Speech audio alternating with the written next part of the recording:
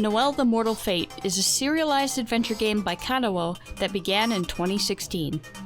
Before getting into it, I want to let you know that I received a review key for this game, and while that doesn't affect how I evaluate it in the end, I feel it's important to let you know about it.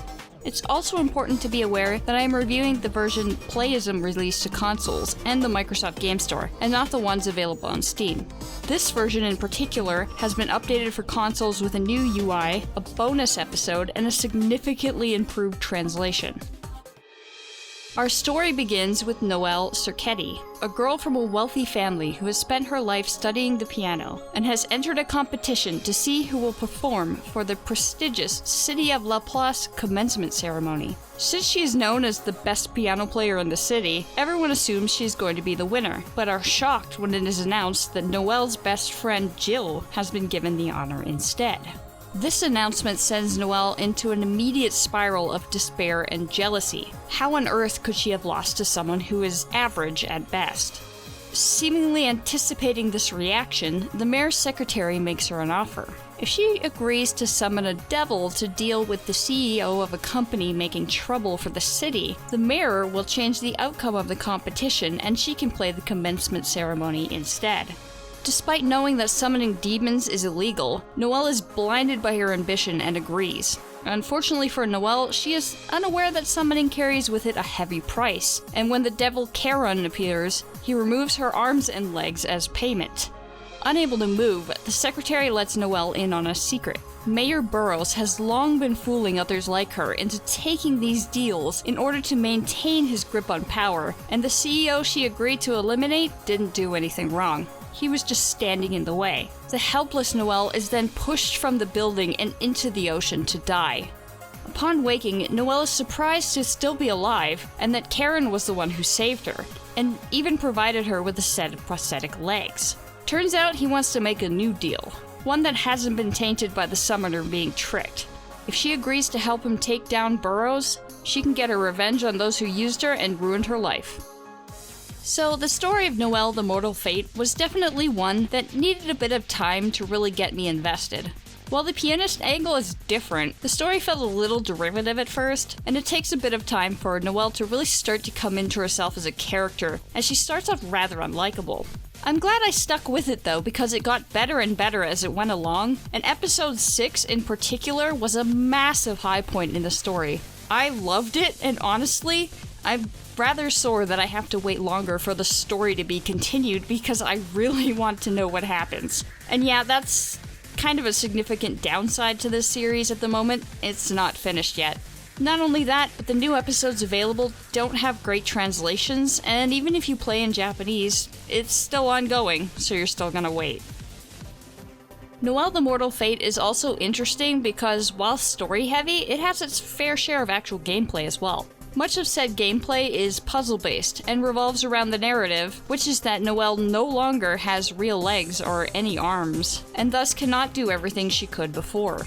Sometimes this involves her needing to be escorted by Karen, and other times she needs to figure out ways to do things on her own. None of these puzzles are particularly difficult, but it is really satisfying to get to that completion screen at the end of each section. When a section is completed, you will receive a number of P based on certain criteria, i.e., you get more if you didn't use any healing, and P is used to purchase 2 different types of items. Regular healing potions that you need to press a key to use, and even fancier ones that will automatically revive you should your HP fall to 0. While HP can be lost in certain puzzle sections, these items are really meant to be used in the combat sections. Since this is an RPG Maker type game, combat is more on the limited side.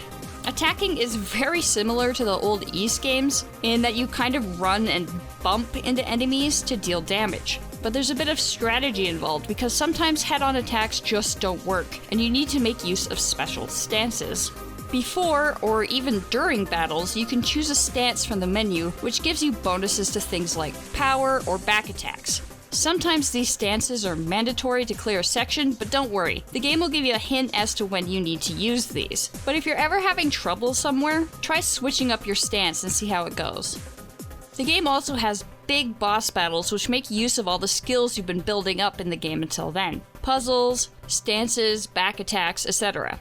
Personally, I found these sections to be a bit harder than the usual ones, but clearing them is really satisfying both on a gameplay level and a narrative level, as they're really great cap-offs to story arcs.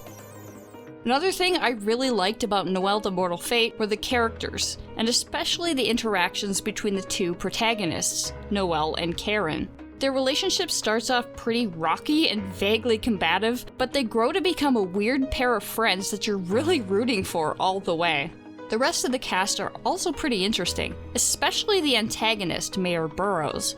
Instead of him being this fairly one-dimensional villain, the game spends quite a bit of time on his backstory and giving him real motivations for the things he's doing.